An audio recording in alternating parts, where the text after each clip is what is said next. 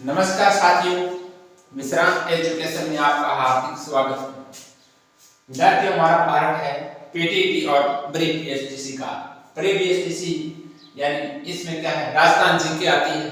तो राजस्थान जीके के हम रोजाना एक टॉपिक पर चर्चा करते हैं। तो आज हमारा पाठ है जैसे राजस्थान के ऐतिहासिक स्थल। कौन कौन से हैं? राजस्थान के ऐतिहासिक स्थल। राजस्थान के ऐतिहासिक स्थल, ऐतिहासिक यानी स्थल कौन कौन से हैं, इस पर हम आज चर्चा करेंगे। तो हमारे पास पहला प्रश्न है, अजमेर की स्थापना कब व किसके द्वारा की गई? यानी अजमेर की स्थापना कब व किसके द्वारा की गई? अजमेर की स्थापना 1113 ईस्वी में अजय राज चौहान द्वारा की गई। किसके द्वारा की गई? यानी कब की गई? 1113 ईस्वी में। 1113 ईस्वी में अजय राज चौहान द्वारा। किसके द्वारा? अजय राज चौहान के द्वारा की गई। किसके द्वारा की गई? अजय राज चौहान के द्वारा। और अजमेर दुर्ग की नींव किसके द्वारा रखी गई थी? अजमेर दुर्ग की नींव अजय पाल द्वारा 7वीं शताब्दी में रखी गई। यानी अजमेर दुर्ग की नींव किसके द्वारा? अजय पाल द्वारा 7वीं सदी में रखी गई। ये हमें ध्यान रखना है। अजमेर दुर्ग की नींव यानी अजमेर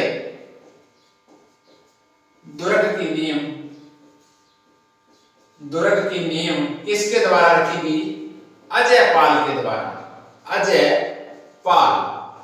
पाल के द्वारा रखी गई। कब रखी गई? यानी 7वीं शताब्दी में। 7वीं शताब्दी में रखी गई। यानी अजमेर की स्थापना कब व किसके द्वारा की गई? तो अजमेर की स्थापना 1113 ईस्वी में अजय राज चौहान द्वारा की गई और अजमेर दुर्ग की नींव अजय पाल के द्वारा रखी गई 7वीं शताब्दी में। ये हमें ध्यान रखना है। दूसरा प्रश्न है, अजमेर में आना सागर झील का निर्माण किसके द्वारा करवाया गया? यानी अजमेर में आना सागर झील का निर्माण अर्णोराज द्वारा करवाया गया। किसके द्वारा करवाया गया? अर्णोराज पृथ्वीराज के दादा थे। अर्णोराज कौन थे? यानी पृथ्वीराज के दादा थे और अजय राज के पुत्र थे। कौन थे? अजय राज चौहान, अजय राज के पुत्र व पृथ्वीराज के दादा थे। कौन थे? पृथ्वीराज चौहान के दादा थे। कौन थे? पृथ्वीराज चौहान के दादा। यानी अजमेर में आना सागर झील का निर्माण किसके द्वारा करवाया गया? तो अर्णोराज द्वारा करवाया गया। ये हमें ध्यान रखना है विद्यार्थियों। और इसके किनारे क्या है? दौलतबाग है। दौलतबाग का निर्माण जहांगीर द्वारा करवाया गया। यानी इसके किनारे यानी आना सागर झील के किनारे दौलतबाग है। दौलतबाग का निर्माण जहांगीर द्वारा करवाया गया। यानी आना सागर झील के किनारे दौलतबाग का निर्माण किसके द्वारा करवाया गया? यानी आना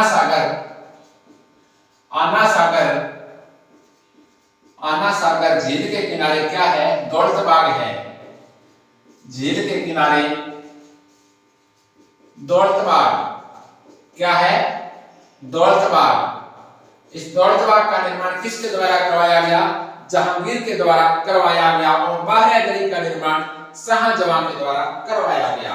किसके द्वारा करवाया गया? जहांगीर ने इसका निर्माण करवाया। यानी किसका? दौलतबाग का।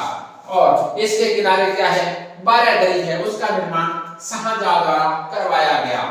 यानी झील के किनारे क्या है? 12 दरियां हैं। यानी 5 12 दरियां हैं। कितनी है? 5। इसका निर्माण किसके द्वारा करवाया गया? शाहजहां द्वारा करवाया गया। किसके द्वारा? शाहजहां द्वारा। यानी हम दोबारा पढ़ते हैं कि अजमेर में आना सागर झील का निर्माण किसके द्वारा करवाया गया? अर्णोराज के द्वारा। अर्णोराज कौन थे? अजय राज के पुत्र थे और पृथ्वीराज के दादा थे। और आना सागर झील के किनारे क्या एक दौलत बाग है। दौलत बाग का निर्माण जहांगीर द्वारा करवाया गया और इस झील के किनारे 12 दरिया हैं, यानी 12 दरिया हैं। इसका निर्माण शाहजहां द्वारा करवाया गया। अगला प्रश्न है, अजमेर में मेयो कॉलेज की स्थापना किसके द्वारा की गई? यानी 1875 ईस्वी में रिचर्ड बार्क द्वारा मेयो कॉलेज की स्थापना की गई। कब की गई? 1875 ईस्वी में रिचर्ड बार्क द्वारा। कब की गई? यानी 1875 ईस्वी में किसके द्वारा की गई? रिचर्ड बार्क द्वारा। रिचर्ड बार्क द्वारा स्थापना की गई। अजमेर में मेयो कॉलेज की स्थापना किसके द्वारा की गई? रिचर्ड बार्क द्वारा की गई। ये हमें ध्यान रखना है। और यह इंडो यानी इंडो सौर सैनिक शैली में निर्मित है। किस शैली में है? इंडो सौर सैनिक शैली में है। यानी यह क्या है? इंडो सौर सैनिक शैली में है। इंडो सौर सैनिक शैली में निर्मित है। किसमें है? इंडो सौर सैनिक शैली में निर्मित है। क्या है? अजमेर में मेयो कॉलेज की स्थापना किसके द्वारा की गई? रिचर्ड बार्क द्वारा की गई। 1875 ईस्वी में इंडो सौर सैनिक शैली में निर्मित कॉलेज है। ये हमें ध्यान रखना है। अगला प्रश्न है, पूरे विश्व में ब्रह्मा जी का एकमात्र मंदिर कहाँ है? यानी पूरे विश्व में ब्रह्मा जी का एकमात्र मंदिर कहाँ है? पुष्कर में स्थित है। कहाँ है? पुष्कर में स्थित है। कहाँ है? पुष्कर में। पूरे भारत में ब्रह्मा जी का एकमात्र मंदिर कहाँ है? पुष्कर में है। और इस मंदिर का शिखर है वो लाल रंग का शिखर है और शिखर पर एक आकृति हंस की बनी हुई है जो ब्रह्मा जी का वाहन माना जाता है। यानी शिखर लाल रंग का है। शिखर कौन से रंग का है? यानी लाल रंग का शिखर है। लाल रंग का शिखर है और एक हंस दिखाया गया ऊपर। एक हंस की छवि है। यह हंस की छवि है और यह हंस है जो ब्रह्मा जी का वाहन है। क्या है? हंस क्या है? ब्रह्मा जी का वाहन है। ब्रह्मा जी का वाहन है। ब्रह्मा जी का वाहन कौन है? हंस है। यानी विश्व में ब्रह्मा जी का एकमात्र मंदिर कहाँ है? तो पुष्कर में विश्व का एकमात्र मंदिर ब्रह्मा जी का स्थित है और इसका शिखर है मंदिर का वह लाल रंग का है और इस शिखर पर क्या एक हंस की छवि दिखाई गई है जो ब्रह्मा जी का वाहन माना जाता है। अगला प्रश्न है, आंतेड़ की छतरियां कौन से संप्रदाय की है? यानी आंतेड़ की छतरियां कौन से संप्रदाय की है? यानी आंतेड़ की छतरियां हैं दिगंबर संप्रदाय की है। कौन से? यानी दिगंबर संप्रदाय की है। यानी दिगंबर संप्रदाय की है। और ये मंदिर है ना ब्रह्मा जी का, ये पूरे संगमरमर से निर्मित है। किससे है? संगमरमर से निर्मित है। ये हमें ध्यान रखना है। संगमरमर से निर्मित है। आंतेड़ की छतरियां कौन से संप्रदाय की है? यानी दिगंबर संप्रदाय की छतरियां हैं। ये हमें ध्यान रखना है। अगला प्रश्न है, अलवर की स्थापना किसके द्वारा की गई? यानी अलग राज द्वारा की गई। अलवर की स्थापना अलग राज द्वारा की गई। अलग राज कौन थे? अलग राज कौन थे ये बताना है विद्यार्थियों। यानी अलग राज यानी किसके द्वारा की गई? यानी अलग राज द्वारा कोकिल देव के छोटे पुत्र थे। किसके? कोकिल देव थे। यानी अलग राज द्वारा की गई। और अलग राज कौन थे? कोकिल देव के पुत्र थे। कौन थे? कोकिल देव के पुत्र। कोकिल देव के पुत्र थे। कौन? अलग राज। अलवर की स्थापना किसके द्वारा की गई?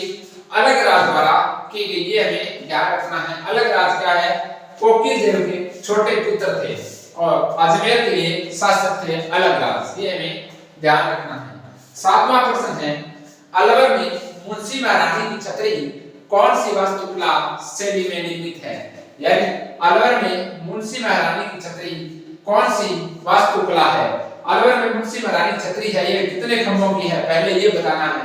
यानी 80 खंभों की है और 84 खंभों की छतरी कहाँ है? बूंदी में है। यानी ये क्या है? 80 खंभों की छतरी है। अलवर में 80 खंभों की छतरी है। ये हमें ध्यान रखना है विद्यार्थियों। और ये क्या है? भारतीय एवं इस्लामी शैली में निर्मित है। किसमें है? भारतीय एवं इस्लामी शैली में निर्मित है। यानी 80 खंभों की है, भारतीय एवं इस्लामी शैली में है।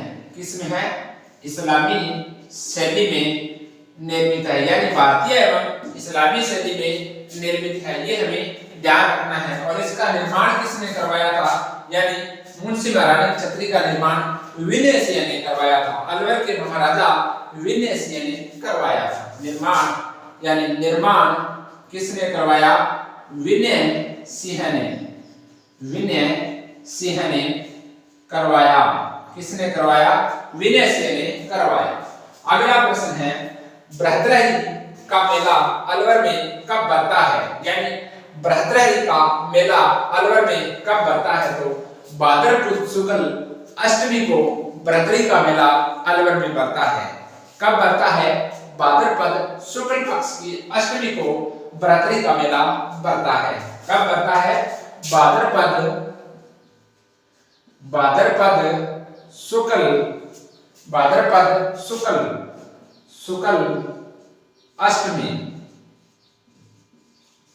अष्टमी को मेला भरता है। यानी इसका वर्तमान स्वरूप किसने दिया था?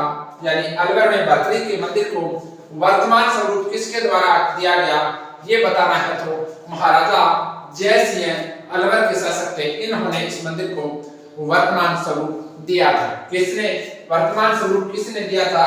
यानी अलवर के महाराजा जय सिंह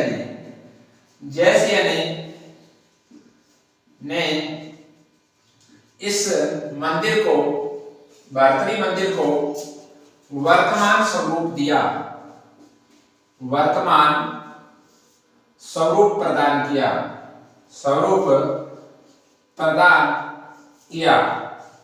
किसने? अलवर के महाराजा जय सिंह। यहाँ अलवर के शासक थे जय सिंह। कहाँ के शासक थे? यानी अलवर के राजा जय सिंह थे। इन्होंने क्या है? बृहद्रही के मंदिर को वर्तमान स्वरूप दिया। ये हमें ध्यान रखना है विद्यार्थियों। अगला प्रश्न है, सिलीसेठ झील का निर्माण किसके द्वारा करवाया गया? सिलीसेठ झील कहाँ है? अलवर में है। इसका निर्माण किसके द्वारा करवाया गया? विनय सिंह द्वारा करवाया गया। कब करवाया गया? 1945 ईस्वी में, 1845 ईस्वी में करवाया गया। किसके द्वारा? यानी महाराजा विनय सिंह के द्वारा। किसके द्वारा? महाराजा विनय सिंह। किसने करवाया? महाराजा विनय सिंह द्वारा। कब करवाया गया? 1845 ईस्वी में करवाया गया। 1845 ईस्वी में करवाया गया। किसके द्वारा? विनय सिंह द्वारा करवाया गया। यानी ये सिलीसेठ झील है, ये रूपा रेल नदी को पानी को रोककर करवाया गया। किसके द्वारा? रूपा रेल नदी के पानी को रोककर, रूपा रेल नदी के पानी को रोककर करवाया। रूपा रेल नदी के पानी को रोककर, रूपा रेल नदी के पानी को रोककर सिलीसेठ झील का निर्माण महाराजा विनय सिंह द्वारा 1845 ईस्वी में करवाया गया। 10वां प्रश्न है, जलियांवाला बाग के नाम से राजस्थान का कौन सा स्थान प्रसिद्ध है? यानी राजस्थान का कौन सा स्थान प्रसिद्ध है? तो मानगढ़ धाम बांसवाड़ा राजस्थान का जलियांवाला बाग के नाम से प्रसिद्ध है। यहाँ क्या है? स्वतंत्रता के लिए वहां पर आदिवासी लोग इकट्ठे हुए थे। मानगढ़ में लगभग 1500 लोगों पर यानी अंग्रेजों द्वारा गोलियां चलाई गई और यह बहुत बड़ा नरसंहार माना जाता है। तो 1500 लोग लगभग आदिवासी शहीद हुए थे, इसलिए यह राजस्थान का जलियांवाला बाग के नाम से जाना जाता है। मानगढ़ धाम बांसवाड़ा, यानी मानगढ़ धाम बांसवाड़ा, यह जलियांवाला बाग के नाम से जाना जाता है। कौन? मानगढ़ धाम बांसवाड़ा। यहाँ क्या है? 1500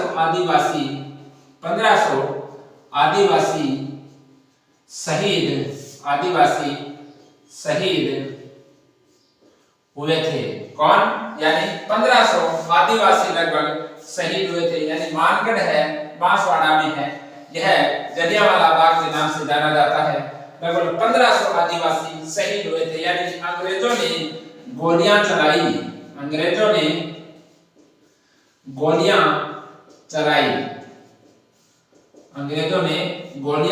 चलाई, यानी आजादी के लिए आदिवासी लोग मांग कर रहे थे, तो अंग्रेजों ने क्या है, इन पर ताबड़तोड़ गोलियां चलाने के बाद 1500 आदिवासी लगभग शहीद हो गए। इसलिए राजस्थान का जलियांवाला बाग के नाम से मानगढ़ को जाना जाता है।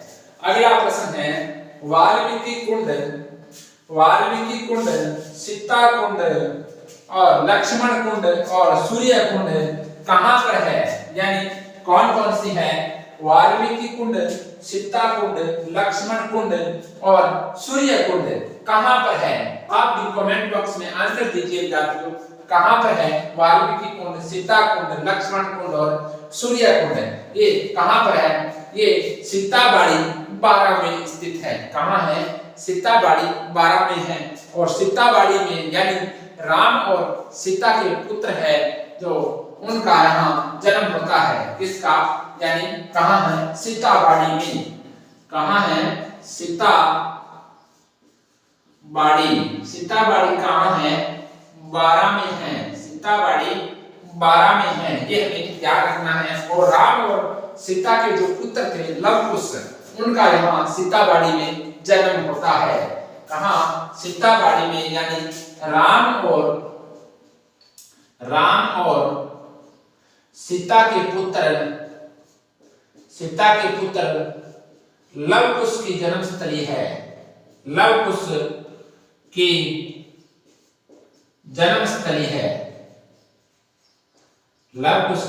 जन्मस्थली के नाम से जाना जाता है सीताबाड़ी को। राजस्थान का मिनी खजुराहो किसे कहा जाता है? यानी राजस्थान का मिनी खजुराहो किसे जाना जाता है? यानी किसे कहा जाता है? भंडदेवरा बारां को कहा जाता है। किसको? भंडदेवरा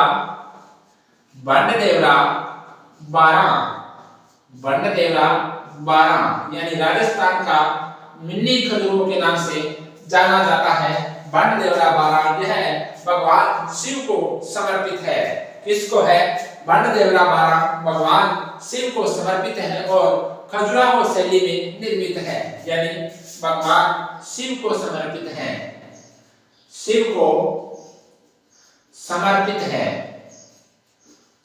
है और शैली कौन सी है? खजुराहो शैली है। खजुराहो शैली में निर्मित है। किसमें है? खजुराहो शैली में निर्मित है। राजस्थान का मिनी खजुराहो किसे कहा जाता है? भंडदेवरा बारां को कहा जाता है। ये बारां जिले में है भंडदेवरा। ये शिव को समर्पित है और खजुराहो शैली में निर्मित है। कौन सी शैली में है? खजुराहो शैली में निर्मित है। अगला प्रश्न है थानेदार नाथू सिंह की छतरी कहां पर है? यानी थानेदार नाथू सिंह की छतरी कहां पर है? साहेबगढ़ गांव बांसवाड़ा में है। कहां है? साहेबगढ़ बांसवाड़ा में। थानेदार नाथू सिंह की छतरी कहां है? साहेबगढ़ बारां में है। साहेबगढ़ बारां में स्थित है। नाथू सिंह की छतरी है। थानेदार नाथू सिंह की छतरी कहां है? साहेबगढ़ बारां में है। इसका निर्माण कोटा के महाराव उमेर सिंह द्वारा करवाया गया। यानी निर्माण कोटा के महाराव उमेर सिंह द्वारा, कोटा महाराव यानी उमेर सिंह द्वारा करवाया गया। किसके द्वारा? कोटा महाराव उमेर सिंह द्वारा करवाया गया। यानी थानेदार नाथू सिंह की छतरी कहां है? साहेबगढ़ बारां में है और इसका निर्माण कोटा महाराव उमेर सिंह द्वारा करवाया गया। ये थानेदार नाथू सिंह क्या है? कि ये डाकुओं से लड़ते हुए शहीद हुए थे। किससे? डाकुओं से लड़ते हुए नाथुसिंह शहीद हुए थे। तो इनकी याद में यानी कोटा के महाराज उमेश सिंह ने शाहगढ़ बारा में इनकी छतरी का निर्माण करवाया। पहला प्रश्न था हमारा कि राजस्थान की स्थापना किसके द्वारा यानी अजमेर की स्थापना किसके द्वारा की गई? अजमेर की स्थापना अजय राज चौहान द्वारा की गई। कब की गई? 1113 ईस्वी में की गई। किसके द्वारा? अजय राज द्वारा। यानी अजमेर दुर्ग की नींव है वो अजय पाल द्वारा रखी गई 7वीं शताब्दी में। अजमेर में आना सागर झील का निर्माण किसके द्वारा करवाया गया? अर्णोराज के द्वारा गया। अर्णोराज कौन थे? अजय राज के पुत्र थे यानी पृथ्वीराज के दादा थे। आना सागर झील के किनारे क्या है? दौलतबाग है। इसका निर्माण जहांगीर द्वारा करवाया गया और बारागढ़ी का निर्माण शाहजहां द्वारा करवाया गया।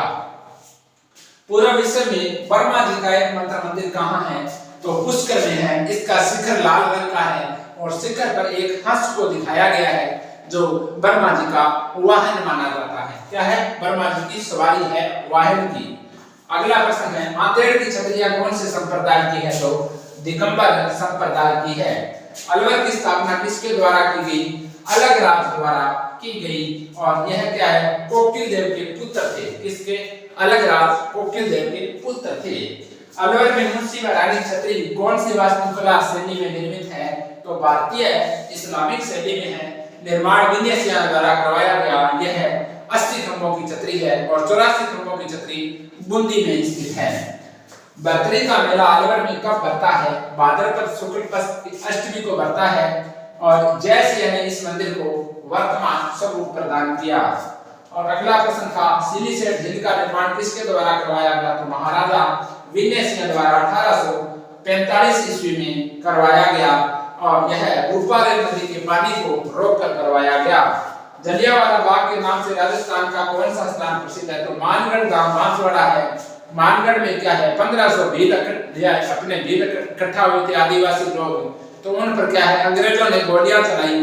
गोलियां चलाने के कारण 1500 लोग लगभग वहां शहीद हो गए थे। इसलिए राजस्थान का जलियांवाला बाग हत्याकांड के नाम से जाना जाता है।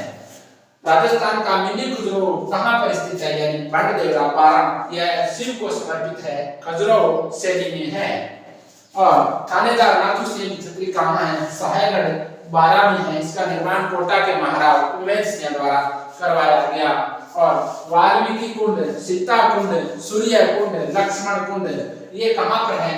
सीताबाड़ी बारा में है। और सीताबाड़ी में राम और सीता के पुत्र है लव कुश, उनका जन्म होता है यहाँ। तो विद्यार्थियों अब हम करेंगे हिंदी की क्लास करेंगे विद्यार्थियों, तो आप इसका स्क्रीनशॉट ले लीजिए।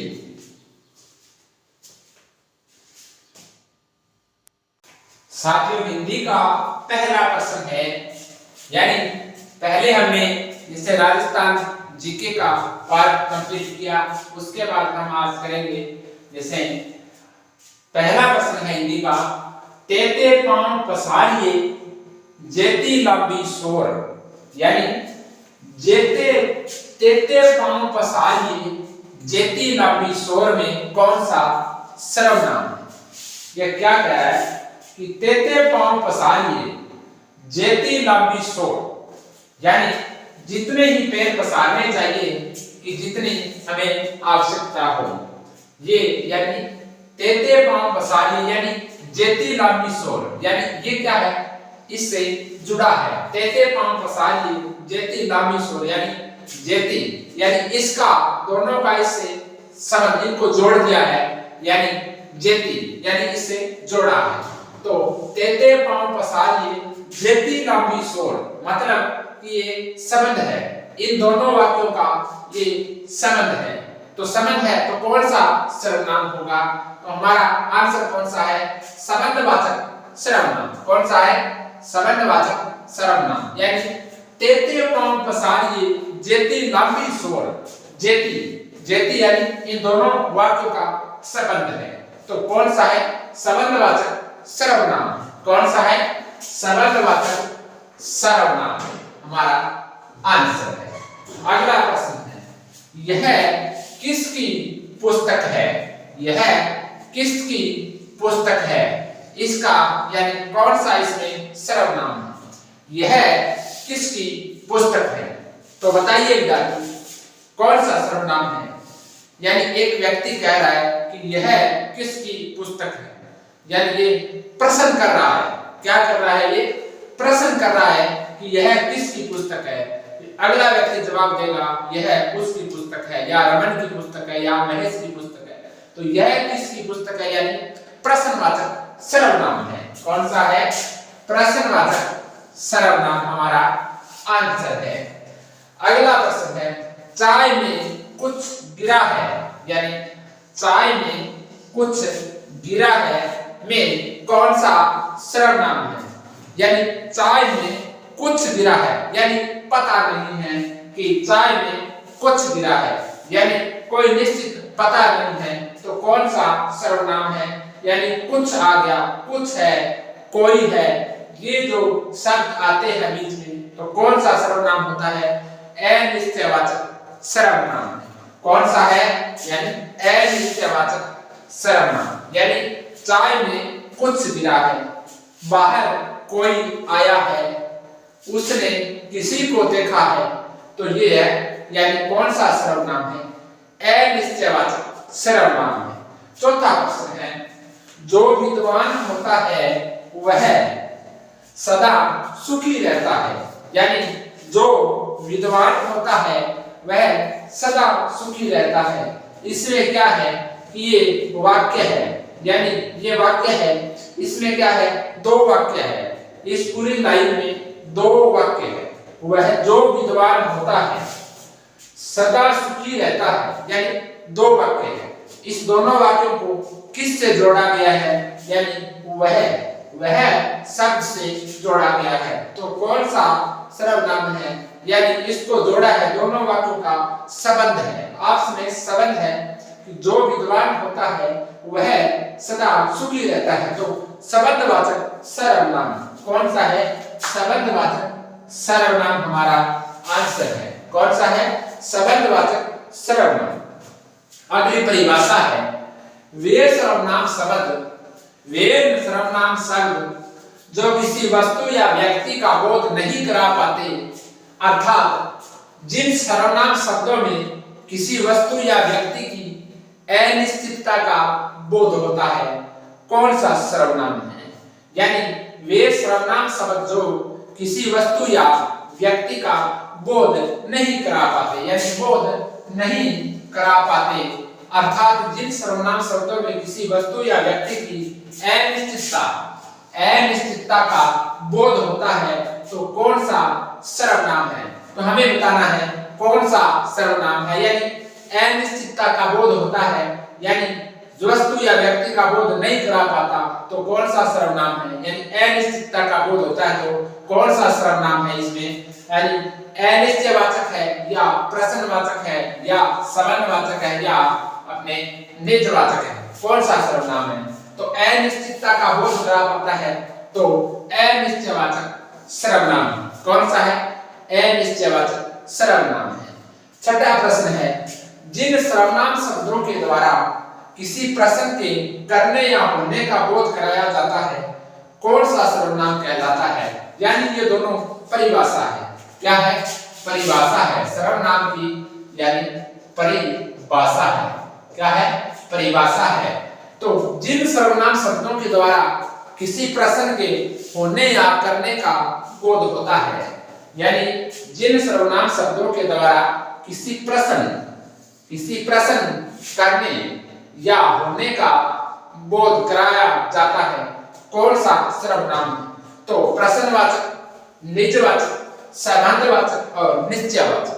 देखो इसमें क्या है कि जिन सर्वनाम शब्दों के द्वारा किसी प्रश्न करना है, तो प्रश्नवाचक सर्वनाम। कौन सा है?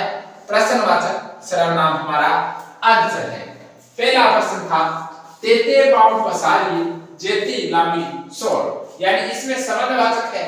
और ये देखिए, जो विद्वान होता है वह सदा सुखी रहता है, इसमें वह योजक, यानी इसको जुड़ा हुआ है, इससे दोनों वाक्य आपस में जुड़े हुए हैं। किससे? वह से।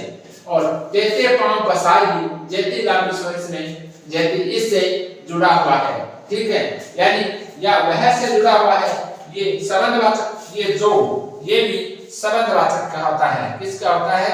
संबंधवाचक। यानी जो शब्द है ये भी संबंधवाचक का बोध कराता है, यानी संबंधवाचक का बोध कराता है।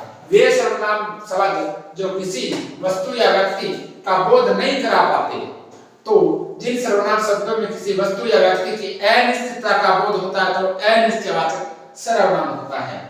जिन सर्वनाम शब्दों के द्वारा किसी प्रश्न के होने या करने का बोध कराया जाता है, यानी प्रश्न के करने, तो प्रश्नवाचक सर्वनाम हमारा आंसर है विद्यार्थियों। अब हम करेंगे रीजनिंग मैथ। क्या करेंगे? Reasoning math. उसके बाद हम शिक्षण अभिरुचि का पाठ करेंगे। विद्यार्थियों स्क्रीनशॉट ले लीजिए।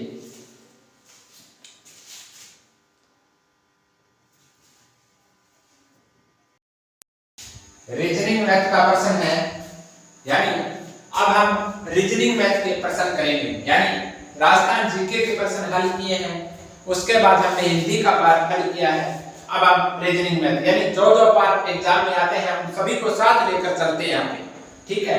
तो साथ साथ आगे बढ़ेंगे। पहला प्रश्न है रीजनिंग मैथ का, 1 4 9 16 9 16 49 14 25 26 64 प्रश्नवाचक चिन्ह। क्या है? प्रश्नवाचक चिन्ह है। प्रश्नवाचक चिन्ह है। क्या है? प्रश्नवाचक चिन्ह है। 81 25 4 16 यहाँ क्या आएगा? प्रश्नवाचक चिन्ह के स्थान पर क्या आएगा विद्यार्थी? अब हम देखते हैं कि इधर से प्रश्नवाचक चिन्ह दिया हुआ है, यहाँ पर इधर से हम देख रहे हैं कि ये सभी जो अंक है इसमें इसका वर्ग बना हुआ है। क्या बना हुआ है? वर्ग है। अब देखते हैं 1 है, 1 का वर्ग कितना होता है? 1 का वर्ग यानी 1 गुणा 1 बराबर 1 होता है। 4 का वर्ग यानी 2 का वर्ग। 4 कैसे आया? 2 का वर्ग यानी 2 का वर्ग किया, 2 का वर्ग किया कितना आया? 4 आया। और 3 का वर्ग किया कितना आया? 9 आया। 3 का वर्ग यानी 3 गुणा 3 बराबर 9 आया।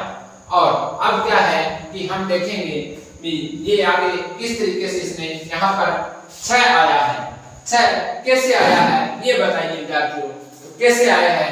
पहले इसने 1 का वर्ग किया, यानी इसका 1 का वर्ग किया, फिर 2 का वर्ग किया, इसका 2 का वर्ग किया, फिर इसने 3 का वर्ग किया। कितने हो गए?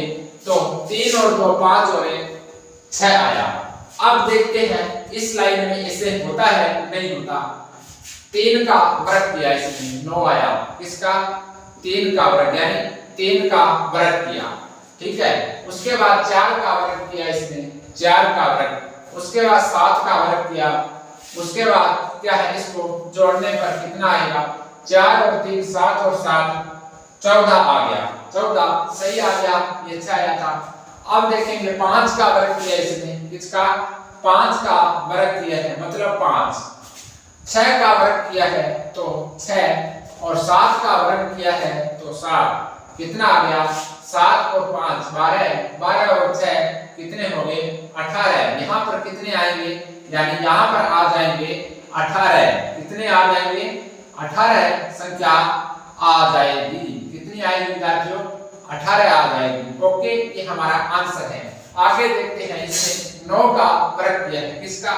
9 का वर्ग। ये 5 का वर्ग किया है और ये 2 का वर्ग किया है। कितना हो गए? 5 और 2 7, 7 और 9 9 और 7 16। यानी हमारा आंसर आ गया 18। ओके विद्यार्थियों, इस तरीके से हल करना है। अगला प्रश्न है जैसे 27 64 125 और 216। आगे क्या आएगा? यानी 27 64 125 और 216, यानी ये 27 है, 3 का वर्ग किया इसने। किसका वर्ग किया है? यानी 3 का, ये 27 है, इसने 3 का वर्ग किया है, यानी 3 का क्यूब है। क्यूब है यानी 3 का क्यूब है। 3 गुणा 3 गुणा 3, 3 किया 9, 9 किया 27। ओके, 64 है, इसने कितने का किया है? 4 का। किसका किया है? 4 का क्यूब किया है 4 गुना 4 गुना 4 बराबर 4 चौका 16, 16 चौकू 64, ये आ गए 64।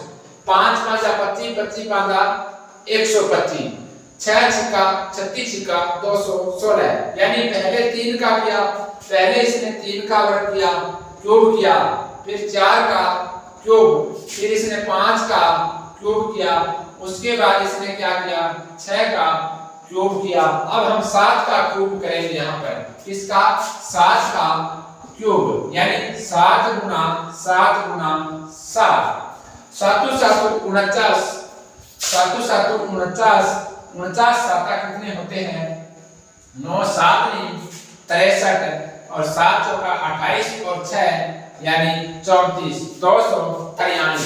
हमारा आंसर आ गया यहाँ पर 243। कितने आ गए 243 हमारा आंसर आ गया विद्यार्थियों। यानी 3 का क्यूब 3 तिया 9, 9 तिया 27, फिर 4 का क्यूब, फिर 5 का, फिर 6 का, फिर 7 का क्यूब होगा। तो 7 का 7 7 49, 49 7 200, 343। कितने 343, 49 7 343। ओके बेटा, इस तरीके से करना है। यानी 9 7 63, 3 असल 6, 7 चौका 28 6 कितने हो गए 34, यानी 343। अब देखें अगला प्रश्न है तीसरा। इस तरीके से डायग्राम दिए होंगे एग्जाम में और एक जगह प्रश्नवाचक चिन्ह होगा। यहाँ पर प्रश्नवाचक चिन्ह है, क्या है यहाँ पर प्रश्नवाचक चिन्ह है, प्रश्नवाचक चिन्ह है। तो विद्यार्थियों प्रश्नवाचक चिन्ह के स्थान पर कौन सी संख्या आएगी ये बताना है। यानी हम देखते हैं, देखें 36 है, 49 है, 64 है, 81 है, 100 है और 81 है। हमें पता लग रहा है कि इसने क्या किया है वर्ग किया है, इन सभी का वर्ग किया है। किस तरीके से किया है, इसमें क्या किया इसने 6 का वर्ग है, 6 का वर्ग कितना हो गया 6 छिक्का 36, इसमें 7 का वर्ग है, किसका है 7 का वर्ग है। इसमें क्या है 8 का वर्ग है, इसमें क्या है यानी 9 का वर्ग है, किसका 9 का वर्ग है। अब आगे बात करते हैं, ये 10 का या 100 होते हैं, यानी 10 की स्क्वायर है, ये 9 की स्क्वायर है, कितने हो गए 10 की स्क्वायर और 9 की स्क्वायर यानी 10 और 9 कितने हो गए 19। यहाँ क्या आएगा 19 आएगा विद्यार्थियों। अगला सवाल है, आप भी कमेंट बॉक्स में इसका आंसर दीजिए, कमेंट बॉक्स में आंसर दीजिए विद्यार्थियों। अगले सवाल का इसका आंसर क्या आएगा हमें बताना है, इसका आंसर क्या आएगा। आप भी मेरे साथ साथ कमेंट बॉक्स में आंसर दीजिए। ये जैसे चौथा प्रश्न है कि फल आम और घास, यानी फल आम और घास के लिए, फल आम और घास के लिए कौन सा आरेख सही है। ये 4 आरेख है, ये है आरेख, ये यहाँ पर बी ऑप्शन में ये है 3, सी में ये है 3 और डी में ये है, यानी फल आम और घास के लिए कौन सा आएगा। इस प्रकार के प्रश्न आते हैं, इस प्रकार के प्रश्न पूछे जाते हैं विद्यार्थी। हम करेंगे, अभी देखते हैं कि किस प्रकार से पूछे जाते हैं। कि जैसे फल है, जैसे क्या है फल आम और घास, फल आम और घास, यानी 3 शब्द है यहाँ पर फल आम और घास। ये आरेख है, इनमें से कौन सा आरेख सही दर्शाता है इन तीनों को। देखें आम क्या है एक फल है, आम क्या है एक फल है, यानी ये क्या है आम, क्या है आम है। ओके बेटा, आम क्या है यानी एक फल है, क्या है एक फल है, यानी आम क्या है एक फल है। घास, घास अलग चीज है, फल से अलग चीज है, तो घास का अलग होगा यहाँ पर घास। तो कौन सा डायग्राम होगा इनमें से सही कौन सा होगा, ये है सी, यानी ये है आम और ये है फल और ये है घास, क्या है घास। हमारा सी आंसर सही है। अगला है 5वां, चाय कॉफी पेय पदार्थ, चाय कॉफी पेय पदार्थ के लिए कौन सा आरेख सही है। अब बात करते हैं जैसे चाय चाय, कॉफी और पेय पदार्थ। आप बात करते हैं कि चाय, कॉफी और पेय पदार्थ, यानी चाय और कॉफी दोनों पेय पदार्थ है। चाय और कॉफी दोनों क्या है? पेय पदार्थ है। तो हम बात करते हैं, जैसे ये है चाय, ये है चाय, और ये क्या है? कॉफी है, यानी ये कॉफी है, जैसे कॉफी। ये दोनों क्या है? पेय पदार्थ है। क्या है? पेय पदार्थ है। तो चाय कॉफी है, ये क्या है? पेय पदार्थ है, ये पेय पदार्थ है, यानी यहां आ जाएगा पेय पदार्थ। तो चाय और कॉफी दोनों क्या है? पेय पदार्थ है। चाय और कॉफी दोनों पेय पदार्थ है। ये ऑप्शन कहां पर है इसमें? ये है सी वाला ऑप्शन है, यानी ये है चाय, ये क्या है? चाय है, और ये क्या है? कॉफी है, और दोनों क्या है? पेय पदार्थ है, पेय पदार्थ है। इस तरीके से आंसर होता है। एक बात करें हम, एक प्रश्न और करते हैं, एक प्रश्न ऐसा और करते हैं, आपको अच्छी तरीके से समझ में आएगा। यानी एक प्रश्न और करते हैं विद्यार्थी हम, यानी देखें कि जैसे ये गाय है, ये गाय है, भैंस है और जानवर है। तो विद्यार्थियों कौन सा आरेख बनेगा? कौन सा आरेख बनेगा? यानी गाय और भैंस दोनों जानवर हैं। गाय और भैंस दोनों ही जानवर हैं, मतलब यानी दोनों क्या है? ये डायग्राम बनेगा, यानी ये है जानवर। कौन है? गाय